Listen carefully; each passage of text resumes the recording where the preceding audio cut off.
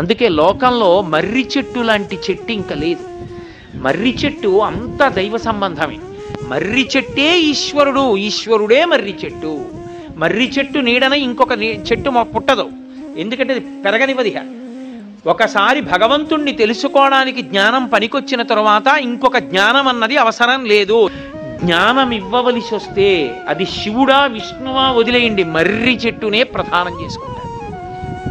కారణం ఒక్కటే, మర్రి చెట్టు స్వయంభూ ఈశ్వర స్వరూపం. అందుకే ఇప్పటికీ పెద్దలకి కొంతమందికి అలవాటు ఉంటుంది, రహదారి మీద వెళ్ళిపోతుంటే పెద్ద మర్రి చెట్టు కనపడింది అనుకోండి, దిగి చెప్పులు ఇప్పి నమస్కారం చేస్తారు.